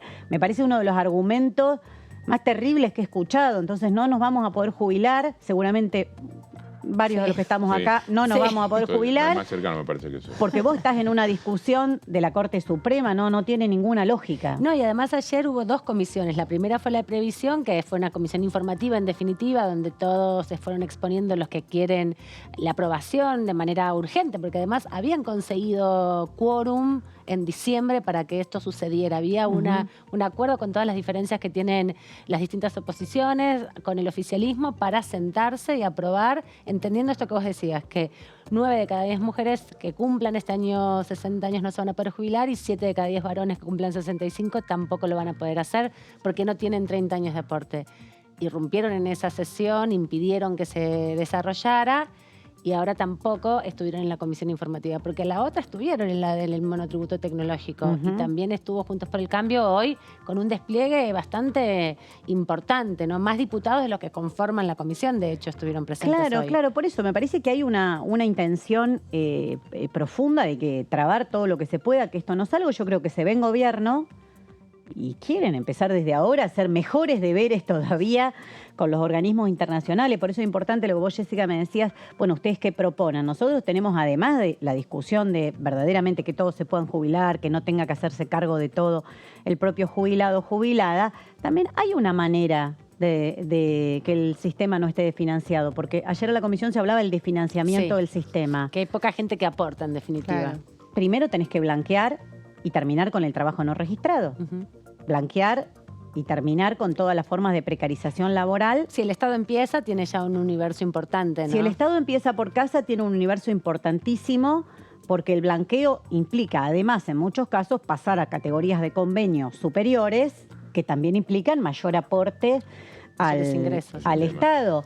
Tenés, bueno, todo lo que son las aplicaciones que se han desarrollado en el último tiempo, donde los trabajadores no están bajo un régimen laboral, donde la patronal tendría que estar aportando por esos trabajadores. Tenés otro elemento más, la baja de aportes patronales que hizo Cavallo en el 94. Ninguno de los gobiernos posteriores se animó a tirar abajo esa conquista de las patronales enorme que conquistaron en los años 90 bajo el gobierno de Menem. Es una conquista para las empresas haber logrado que no tienen que aportar como deben el 33% para los trabajadores. Eso es lo que desfinancia el sistema. No lo desfinancia el sistema que las mujeres tengamos trabajo no reconocido en el hogar bajo el sistema capitalista, que las tareas de cuidado no sean remuneradas, que el cuidado de adultos mayores no sea remunerado, que los capitalistas se beneficien de ese trabajo, de esas tareas de reproducción en el hogar, pero que no paguen por ellas.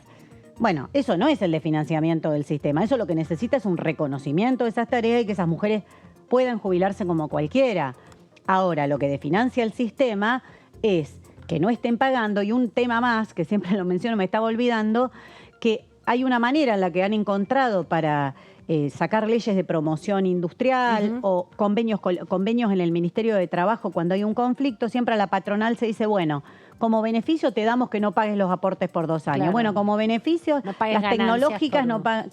Bueno, la enorme transferencia que ha ocurrido durante el gobierno de Macri y el gobierno de Frente de Todos hacia las grandes empresas es monstruosa realmente, y yo creo que no se termina de dimensionar lo que significa.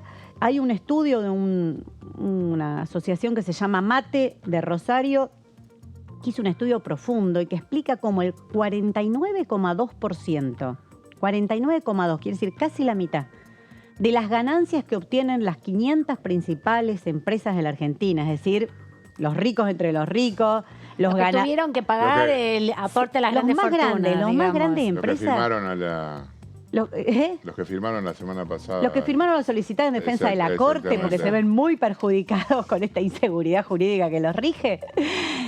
Muy buen aporte. Bueno, esa gente, el 49% de sus ganancias las obtiene de transferencias directas que reciben del Estado, beneficios del Estado. Significa que son políticas que tiene el Estado Nacional para que no paguen determinados impuestos. No digo porque se habla mucho de la carga impositiva. Lo que estaba en la separata del presupuesto. Exacto. O se le dice planeros en forma despectiva a aquellos que cobran una magra ayuda social y que para cobrarla tienen que salir a la calle, tienen que salir a protestar, tienen que estar bajo el sol, bajo la lluvia, en el invierno, para cobrar una ayuda social.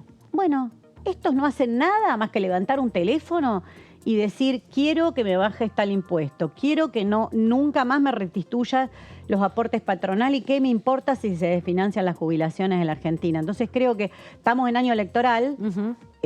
Si no discutimos eso, sigamos discutiendo todas las cosas que se discuten acá, la mayoría, vos decís esto, ¿con qué se come? Bueno, estas son las grandes discusiones y que el Frente de Izquierda quiere dar en el próximo periodo. Es mentira que la Argentina está en crisis, es mentira que la pandemia nos afectó a todos. Hubo algunos que aprovecharon la pandemia para ganar un poquito más.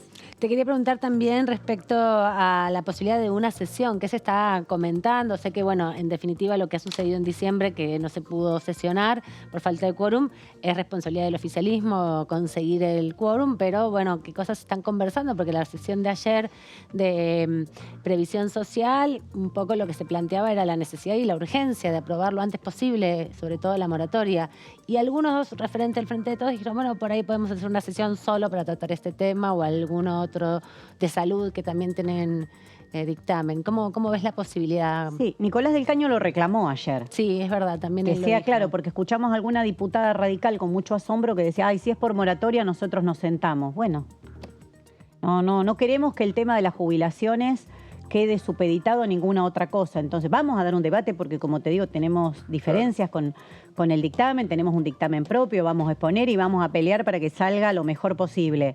Pero es urgente ese debate, lo que no puede ser es un debate en sesiones informativas, ya está. Ya esa etapa lo cumplimos, tiene dictamen, nosotros vamos, debatimos, no somos vagonetas como otros que no aparecen, pero llegó la hora de poner una sesión y que eso se discute. Y el oficialismo tiene que explicar también algunas cosas porque algún diputado de Perotti nunca llegó, la sesión anterior. Entonces, ¿cómo es? Cuando llaman a votarlo, somos todos compañeros, todos buenos y vamos en unidad. Y cuando llega la hora de defender los jubilados y jubiladas, acá falta uno. Bueno, yo como mínimo quiero explicaciones cuando pasan esas cosas, ¿no? Está bien, Juntos por el Cambio se opuso. Pero también al oficialismo le faltaban algunas personas. Y desde ese lugar, ustedes también están interesados, por supuesto, en el tema de las universidades, ¿verdad? Sí, por supuesto. Nosotros hemos acompañado también exigiendo presupuesto, ¿no? Porque sabemos de la importancia de la creación de universidades, los que somos del interior, las que somos del interior y tenemos que venirnos a vivir a otra ciudad a los 17 años. Sabemos la importancia de tener una universidad cerca. La mayoría de nosotros por ella ni volvés nunca más, porque ya hiciste tu vida, conseguiste trabajo. Bueno, es un cambio muy grande el que se hace siendo muy chicos, muy chicas para venir a estudiar a esta ciudad. Es importante que se desarrollen universidades en todo el país, pero exigimos que sea con presupuesto, ¿no? Que es uno de las discusiones que hubo cuando fue la discusión de presupuesto y bueno, y la discusión que hay ahora, que la denuncia que está haciendo el CELS, ASIG y otros organismos de derechos humanos y demás, que están mostrando cómo muchas de las cuestiones que producto de la presión, cuando se discutió el presupuesto, se habían compensado las partidas, ahora por una resolución administrativa, Sergio Massa y el Ministerio de Economía lo dieron de baja. Entonces, bueno, estamos todo el tiempo como viendo cómo esas cuestiones son las que verdaderamente se achican. A veces uno denuncia ajuste. Yo me doy cuenta que, bueno, la gente debe decir, bueno, ¿qué es el ajuste?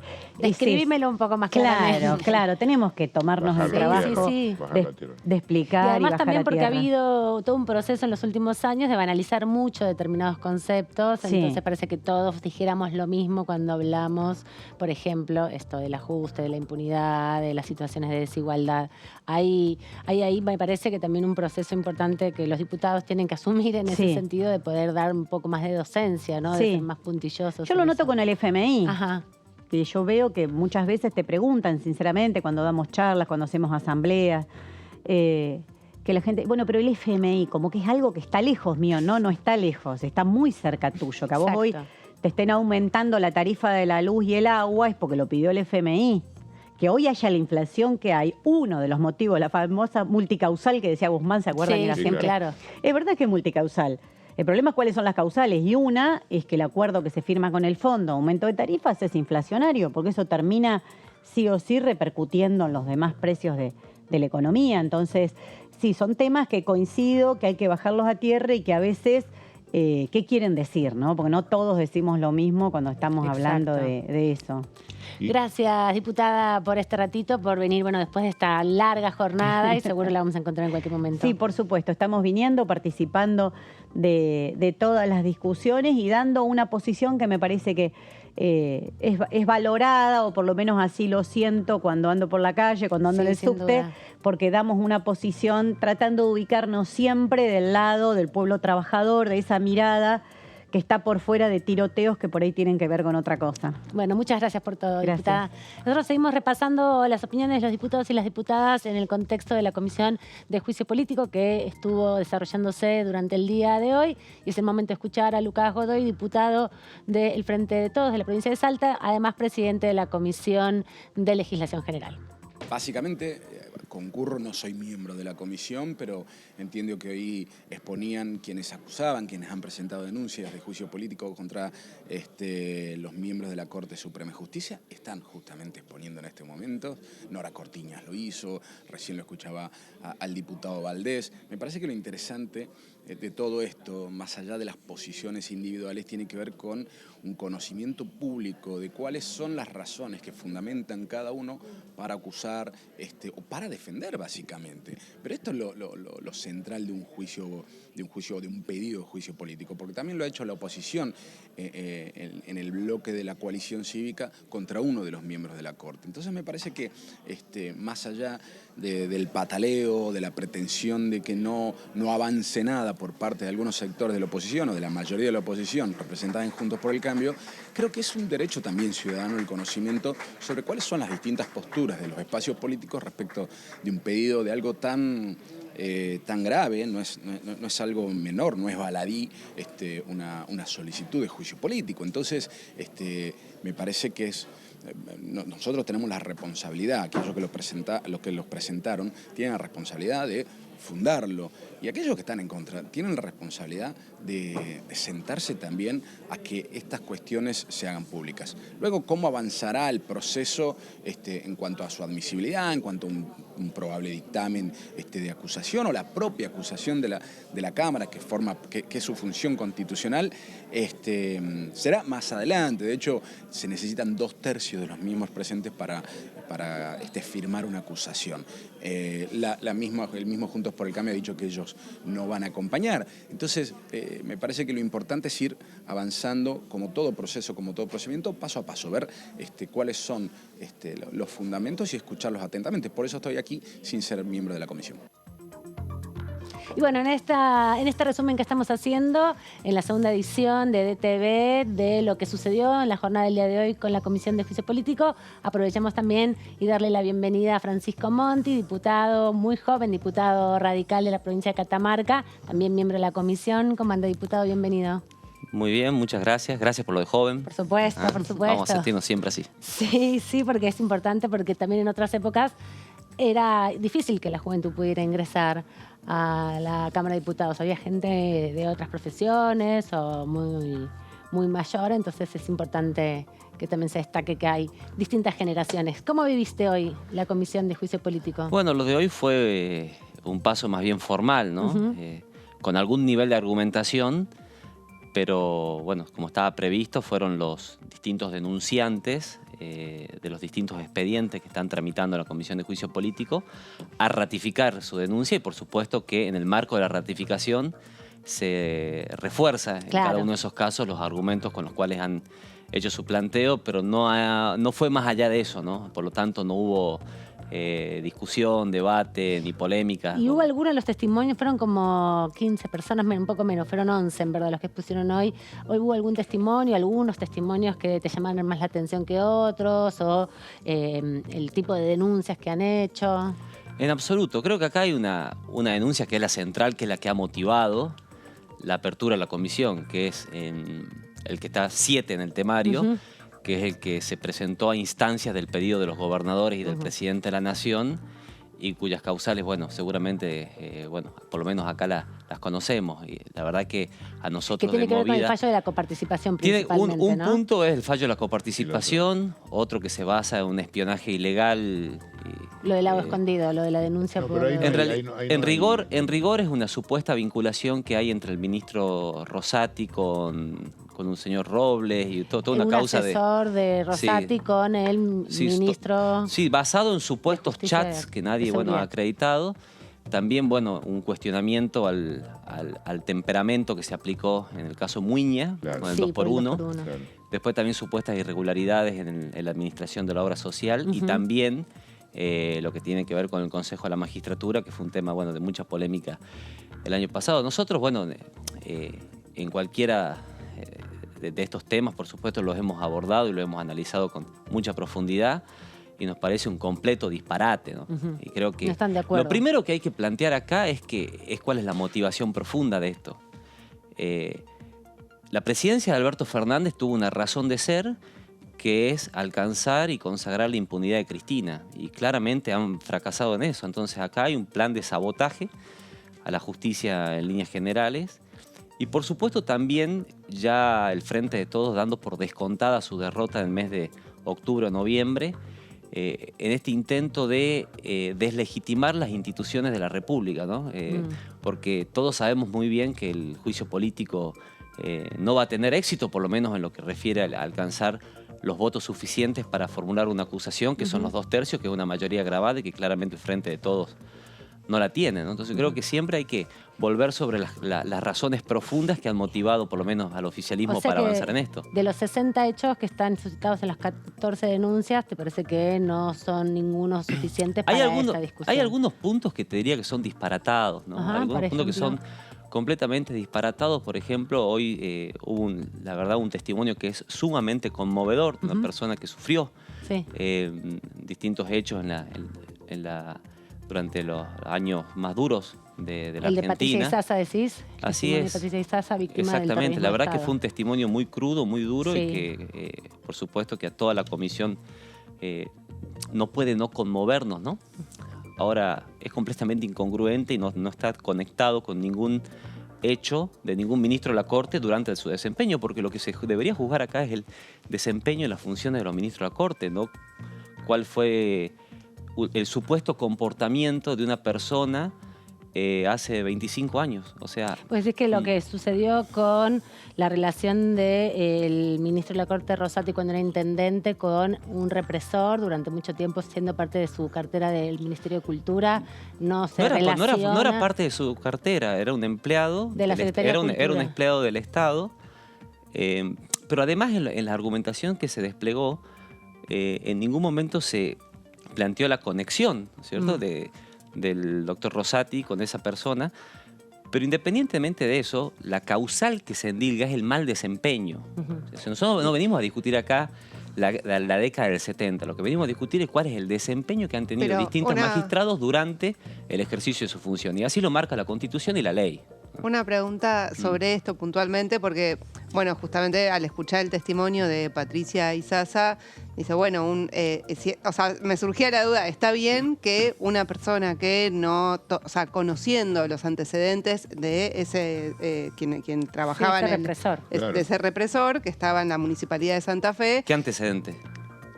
Había sido detenido... No, pero no había sido condenado aparentemente. Había sido detenido por robo cuando cumplía funciones como policía durante la dictadura militar, o sea, están todas las pruebas, digamos, yo por lo menos del expediente que vi y más el testimonio que hizo Patricia Izaza en el día de hoy, muestra que primero fue preso en el año 1977. Sí, a ver, ¿cuál sería el mal desempeño? La pregunta que nos tenemos que hacer nosotros es cuál es el mal desempeño. La pregunta que yo me hacía es, una persona, digamos, conociendo todos esos antecedentes mientras fue intendente de la provincia de Santa Fe, si está bien que llegue a juez, ¿no? Incluso, o sea, me preguntaba, o sea, de no haber tomado ninguna decisión en ese momento, ¿no? Teniendo a un represor trabajando en la municipalidad que conducía. Sí, en todo caso eso obligaría a la Comisión de Juicio Político a hacer una especie de revisionismo sobre lo que pasó durante sus años como intendente. y si conocía, no conocía, y si tomó alguna medida o no la tomó. Lo que ocurre es que nosotros somos, esclavos de la Constitución. Sí. Nosotros no venimos a hacer acá lo que se nos viene en gana. Nosotros venimos a cumplir con un mandato del pueblo bajo pautas constitucionales. Y no nos podemos apartar de eso. Es muy Pero sencillo. eso no amerita una investigación, eso como por ejemplo... Y lo deberían denunciar en la justicia. ¿Qué sé yo? No, pero desde Tuvo el su punto denuncia igual. Claro, Más allá de eso, no en la tuvo- Comisión de Juicio Político, ¿no? Pero más allá de eso, otro argumento que brindan desde el oficialismo es que con respecto al tema del Consejo de la Magistratura, la Corte Suprema le otorgó a la Cámara de Diputados 120 días para resolver una situación que los propios magistrados trataron 16 años de resolver. Y le pidió y le exigió que en 120 días, a sabiendas... No lo que exigió dice- eso, ¿no? ¿Cómo no exigió? En realidad el fallo de la Corte no dice que se le exige a la Cámara de Diputados nada. 120 días te emite Lo un que dictamen. lo que hizo es instarla a la Cámara de Diputados, que es algo completamente distinto, a dictar una sentencia. Es más, el temperamento o el sentido que tiene la sentencia de la Corte es decir, nosotros no queremos que retome vigencia, no sería lo ideal que retome vigencia la ley anterior de la década del 2000, por lo tanto, sería razonable, plazo razonable, dice la sentencia, que el Congreso dicte una nueva ley. Si no lo hace el Congreso, retoma vigencia la norma anterior. Ahora, lo disparatado del caso es justamente al revés. O sea, ¿cómo puede ser que el Congreso le atribuya responsabilidad a la Corte por algo que el Congreso no ha hecho? Y además, el planteo de fondo, del oficialismo es que se ha hecho revivir una ley que estaba derogada tácitamente, ¿no? Respecto a lo cual hay decenas de casos en los que la Corte lo ha resuelto de esa manera. Que si no lo hubiera hecho así, lo que iba a generar era un vacío institucional, porque no iba a haber norma aplicable al haberse declarado la inconstitucionalidad de la norma sobre la que versaba el caso. Por lo tanto, lo que hizo la Corte es directamente casi la última opción que tenía. Tan es así que el único que vota en disidencia ahí, que es el doctor Lorenzetti, a mi juicio, en un fallo que yo no comparto, no por eso le haría juicio político, pero no lo comparto, Lorenzetti reconoce el problema y también plantea que el Congreso debería dictar una norma, pero no es cierto que que la Corte lo obligó al Congreso no lo dice. No lo dice, No, tiene 120 días para la hacerlo. sentencia no dice eso. Lo que dice la sentencia es que si el Congreso no lo resuelve en ese plazo, retoma vigencia la norma anterior. Pero no le da un plazo perentorio. No hay ninguna perentoriedad y no hay ningún vencimiento legal. Tan es así que el Congreso, al no haber dictado esa norma, retoma vigencia la norma anterior y, por lo tanto, el funcionamiento del Consejo de la Magistratura en la actualidad bajo las normas que están previstas y de acuerdo a cómo lo ha planteado la Corte es completamente regular hasta el día que haya un consenso suficiente para lograr una nueva ley. ¿Qué van a hacer con el tema de la admisibilidad de las denuncias? ¿Ya lo definieron? ¿Lo están discutiendo ahora para la semana que viene? Vos sos miembro de la comisión. Yo creo que es muy probable. Yo creo que es muy probable que se rechace la admisibilidad, por lo menos lo que es el núcleo central de los planteos. A ver, aquí hay una cuestión también que es primaria. Nosotros no somos un tribunal de alzada, ¿no es cierto? Ni una cámara de apelaciones que tiene que determinar si compartimos o no compartimos. A ver, a veces, generalmente en un juicio en el que confrontan dos partes, hay uno que sale contento y otro que sale enojado, ¿no? Esto es ahora, si cada vez que hay uno que sale enojado y va a iniciar un juicio político, cada vez que revoque una cámara o la Corte una sentencia de un tribunal inferior vamos a iniciar un juicio político, es porque no entendemos el sistema bajo el cual que nos impera y que nos obliga, que es la Constitución Nacional. No podemos juzgar a ministros por sus fallos. Y la verdad es que los gobernadores y el presidente son unos hipócritas, porque acá uno de los argumentos es el fallo relativo a la coparticipación de la Ciudad Autónoma de Buenos Aires. El criterio que aplica en esa sentencia la Corte Suprema de Justicia de la Nación es bastante parecido a una medida cautelar que solicitaron los gobernadores durante el gobierno del presidente Macri cuando lograron que se deje sin efecto haberle quitado el IVA a la canasta básica de alimentos. Cuando Macri toma esa decisión, afectaba la coparticipación de varias provincias. Las provincias hicieron un planteo y lograron una sentencia de la Corte que fue una medida cautelar muy rápida. Entonces ahora los gobernadores se vienen a quejar de que la Corte aplica el mismo criterio que es el mismo que ellos solicitaron hace algunos años. Entonces a uno les puede gustar más o a algunos les puede gustar menos. Yo no sé si estoy completamente de acuerdo con toda esta construcción doctrinaria que se ha hecho del federalismo de concertación en el marco de la jurisprudencia. Ahora es el criterio que hay, es un criterio bastante respetable y bastante bien construido, que en algún momento puede haber beneficiado a unos y en algún momento puede haber beneficiado a otros. Ahora, lo que nosotros no hemos hecho nunca es venir acá y poner la pistola en la cabeza al Poder Judicial por el hecho de que no nos gusten los fallos. Diputado, una consulta. Recién estuvimos con la diputada Miriam Bregman, que cuestionaba de alguna manera que no se pueda avanzar, sobre todo con la moratoria previsional, que está pendiente el dictamen desde diciembre, con la excusa extorsiva, decía de alguna manera, de que se está tratando o está desarrollándose la Comisión de Juicio Político contra los integrantes de la Corte Suprema. Tienen definido, pues bueno, hubo una comisión informativa en el día de ayer, hay 800.000 personas que no pueden jubilarse desde diciembre porque venció la anterior moratoria y están con mucha expectativa por poder hacerlo, pero necesitan de esa nueva moratoria previsional. ¿Tienen pensado reevaluar esa posición, ir al recinto en las extraordinarias para aprobar eventualmente una nueva moratoria? Sí, ha habido un planteo general de Juntos por el Cambio en relación a las dificultades que nosotros observamos de convivencia razonable dentro del Congreso a partir de este ataque a las instituciones de la República. Eso por un lado. En segundo lugar, yo creo que son mucho más que 800.000 las personas que tienen y que van a tener problemas previsionales en la Argentina, porque el 50% de la masa de trabajadores está en la informalidad total, como consecuencia, creo, también de una legislación que viene de la época en la que un trabajador ingresaba a una fábrica a los 20 años y se iba a los 70. ¿no?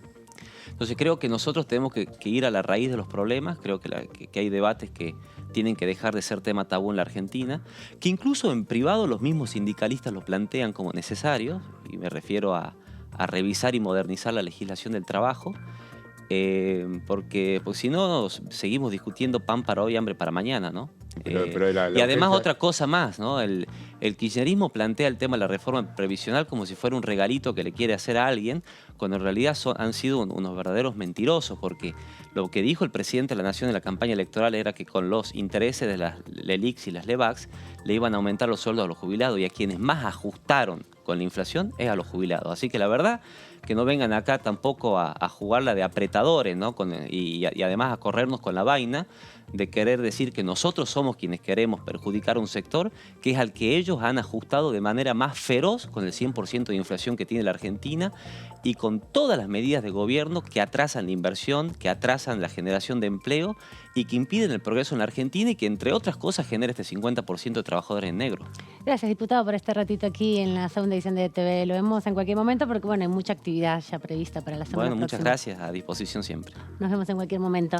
Bueno, aquí estamos ya terminando casi esta jornada del día de hoy. También agradecerle a los compañeros. Fue muy intenso, ¿no? Sí. Y muy importante también lo que sucedió con la Comisión de Juicio Político, sobre todo para ir entendiendo, quienes no estamos en la cotidiana de las discusiones, cuáles son los pedidos de acusación, cuáles son las denuncias y también cuáles van siendo las posiciones de los legisladores. Sí, vamos a esperar la próxima semana. El 9, sí. Seguramente va a haber más actividad de este periodo de sesiones extraordinarias. Hay distintos temas, pero bueno, el jueves que viene, por lo pronto, seguro, la Comisión de Juicio Político van a hacer los informes de admisibilidad. Claro, van a tener que discutir entre los diputados ahora. Es el momento de ver la discusión entre cada uno de los sectores. Y va a estar el intercambio, parece bastante picante, así que vamos a tener que comprar un poquito de pochoclo y sentarnos a ver qué es lo que está pasando. Porque te gusta todo eso, te gusta todo el momento en que se pelean y que discuten y que ponen sus argumentos. Y también ir conociendo más en detalle, porque este proceso es un proceso largo, de lo que va a ir sucediendo con los distintos testigos, con las distintas pruebas que se vayan acercando. En general, salvo que tengas un conflicto, que seas víctima de una situación o que tengas un conflicto, que se inicie un conflicto legal, muchas veces tenemos muchos imaginarios puestos por lo que hace la televisión, que hace la ficción. La posibilidad también del seguimiento del juicio político nos da la pauta, la posibilidad de entender con más herramientas y con más argumentos qué es lo que se está intentando debatir. Así que los despido hasta la próxima. Gracias, Jessy. Gracias, Fabián. Nos vemos en cualquier momento y a ustedes los dejamos aquí con la programación para que sigan con más Diputados TV. Chau, hasta la próxima.